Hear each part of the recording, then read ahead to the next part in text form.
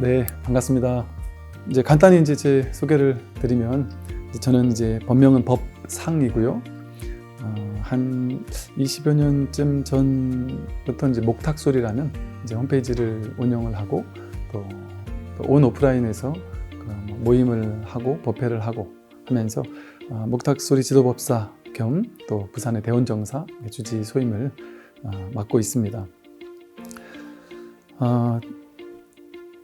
수행이라는 것이, 저도 이렇게 이 강의를 좀 준비하면서 요즘 현대인들이 어떤 특징을 가지고 있지? 라는 거에 조금 궁금해서 좀 찾아봤더니, 놀랍게도 지금의 현대인들이 가지고 있는 특성, 내지는 근래 몇 년 동안의 어떤 우리 한국 사회를 지배하고 있는 어떤 트렌드, 또는 요즘의 MZ 세대라고 불리는 이런 어떤 사람들의 특징이랄까요? 그런 것들을 살펴보니까 이건 완전히 불교와 이 마음공부 수행이라고 하는 불교와 어떻게 이렇게 딱 들어맞을 수 있지 싶을 정도로, 그야말로 이 불교의 수행이라는 것은 지금의 시대에 놀랍도록 필요하고 그런 것이구나라는 생각을 갖게 됐습니다.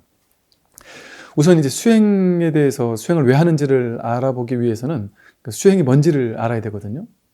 우리는 불교에서 수행하니까 불교 신자들만 하는 거 아니냐, 또는 좀 너무 어려운 거 아니냐, 큰 스님들 같은 분들만 저 산에서 앉아가지고 장좌불화라고 해서 누워서 눕지 않고 오랫동안 앉아가지고 해야 되는 거 아니냐, 그래서 너무 거부감을 느끼는 분들도 계실지 모르겠는데,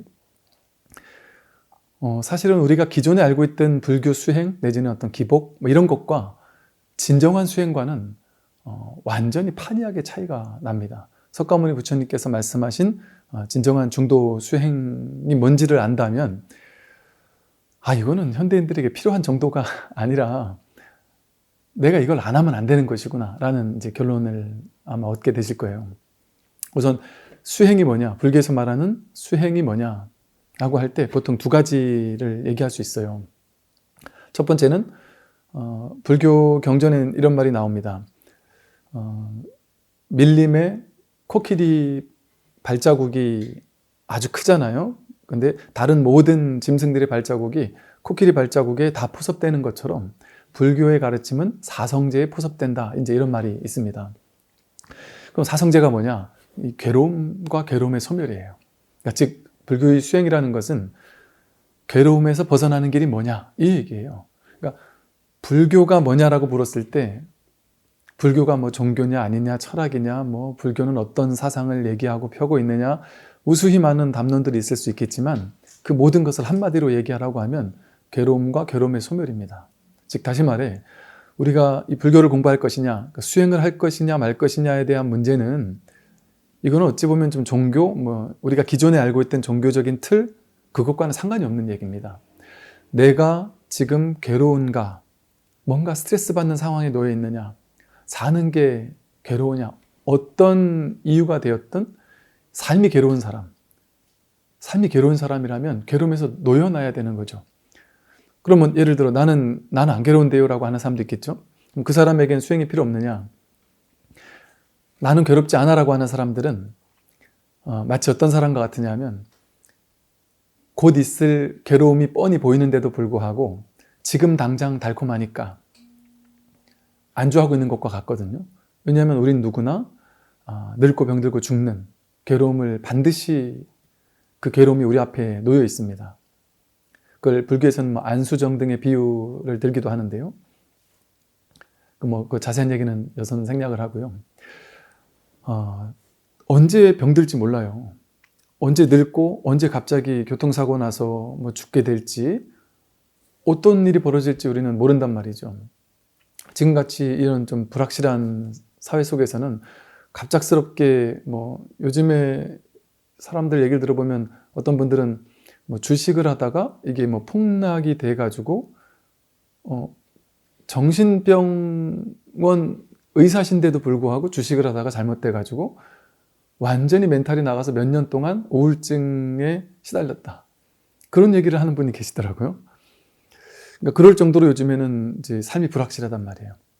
언제 괴로움이 올지 모릅니다. 그렇기 때문에 지금 요즘 사람들, 현대인들이 갑작스럽게 한 20년 전까지만 해도 그런 게 없었거든요. 근데 최근에 갑작스럽게 뭐 웰빙, 무슨 그 힐링, 명상 이런 것들이 세계적으로 엄청난 붐을 이루는 것도 서양에서 지금 불교의 윗바사나라는 것을 이제 뭐 하버드 존 카바진이라는 박사가 MBSR이라는 것으로 이제 재구성해서 아주 선풍적인 인기를 끌고 있는데요. 그런 것도 이제 스트레스에 대한 문제를 이 불교의 수행의 관점에서 풀 수 있다라는 것이 지금 세계적인 그 학계에서도 그렇고 주목을 받는 것이거든요. 그만큼 지금 현대인들의 괴로움의 문제, 고통받는 문제, 스트레스의 문제, 이런 모든 문제들을 이제 세상에서 불교의 수행에서 풀 수 있구나라는 어떤 힌트를 자각하기 시작했습니다. 그래서 이제 이 첫 번째는 괴로움과 괴로움의 소멸, 즉 불교의 전유물이 아니다. 괴로운 사람이라면 자기 괴로움을 해결하고 살아야 됩니다. 또 지금 당장 괴롭지 않더라도 우리는 반드시 병들 것이고 반드시 늙을 것이고 우리의 미래는 불확실하거든요. 언제 괴로울지 모르는 상황에서 지금에 안주해서는 안 된단 말이죠. 이 괴로움을 해결하고 살아야 한다.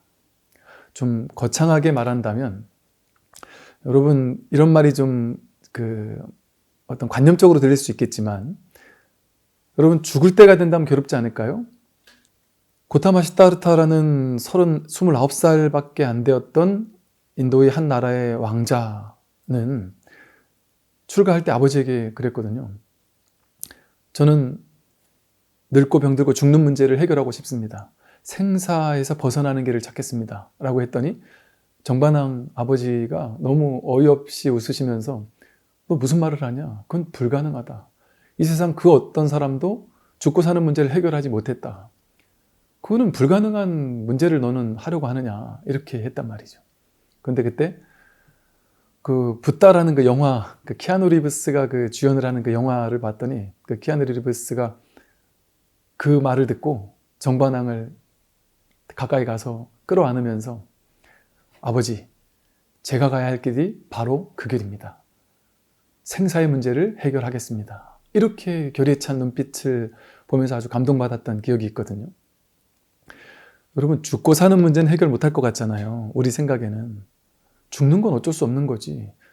그러니까 마치 어떤 것과 같으냐면 모든 사람은 시한부 인생과 비슷해요. 정해지지 않은 시한부 인생. 시한부 인생은 보통 1, 2년 안에 죽는다 이럴 수 있지만 우리는 그게 언제인 줄 모르는 거예요. 근데 다만 한 몇십 년 더 남은 것 같으니까 막연하게 내가 설마 죽겠나 하는 마음으로 사니까 이 죽음의 문제가 나의 직접적인 고의 문제로 와닿지 않는 거죠. 부처님께서 사문유관이라고 해서 늙고 병들고 죽은 자를 보고서는 출가를 단행하셨거든요. 근데 거기서 늙고 병들고 죽는 자를 봤다라는 것은 뭘 의미하냐면 비로소 늙고 병들고 죽는 문제가 어떤 강하게 와닿은 거예요. 이거는 그냥 놔둬서 될 문제가 아니구나. 그 정반왕이 왕자에게, 고타마 시다르타 왕자에게 난 왕이니까 너가 원하는 걸 다 해줄 수 있다. 그러니 출가만 하지 마라 했을 때 왕자가 그랬습니다. 아버지, 아닙니다. 그렇게 못합니다. 제가 태어났을 때 저희 어머니가 돌아가셨는데 당신께서는 당신의 사랑하는 아내조차 죽음에서 구제하지 못했습니다. 근데 어떻게 일체중생을 많은 사람들을 괴로움에서 해결할 수 있겠습니까? 그건 불가능한 일입니다. 제가 그것을 하겠습니다. 라고 했단 말이죠. 그런데 저도 옛날에는 이거는 죽고 사는 문제를 어떻게 해결하겠어? 그럼 부처님이나 가능한 거지. 내가 되겠어. 이렇게 생각을 하고 살았습니다. 이 마음 공부를 하면 할수록, 수행을 하면 할수록 해결하고 살아야 되는 거구나. 생사 문제를 해결하고 살아야 돼요. 생사 문제는 반드시 해결할 수 있습니다. 왜냐하면 사실은 이런 말이 아직은 와닿지 않을 수 있겠지만 사실은 태어난 적이 없어요. 죽는 적도 없고 나고 늙고 병들고 죽는다라는 것 자체가 하나의 허망한 자기가 만든 하나의 허상이거든요. 망상이거든요. 그 사실을 깨닫는 순간 지금 이 자리에서 생사가 해결된다니까요. 정말 저는 예전에 제가 20년 전에 아는 스님을 찾아뵙고 좀 당돌하게도 스님께서 공부가 많이 되셨다던 분이라고는 알고 있었기 때문에 질문을 드렸어요. 스님, 그러면 정말 당장 내일 죽어도 괜찮으십니까? 이렇게 여쭤봤던 기억이 나요. 너무 그냥 흔연하게 죽으면 죽는 거고 살면 사는 거야. 뭐 약간 이런 느낌으로 말씀하셨을 때 제가 되게 놀라웠어요. 근데 그런 거더라고요. 죽고 사는 문제가 우리가 지금 이 망상에 사로잡혀 있다 보니까 그게 나에게 엄청나게 큰 문제였던 겁니다. 지금 누구나 사실은 그 문제가 큰 문제 아닌가요? 언제일지 모르지만 죽게 됩니다. 그것을 기다리고 있거든요, 우리는. 얼마나 괴로운 거예요, 이게. 이 문제를 해결하고 가야 된단 말이죠.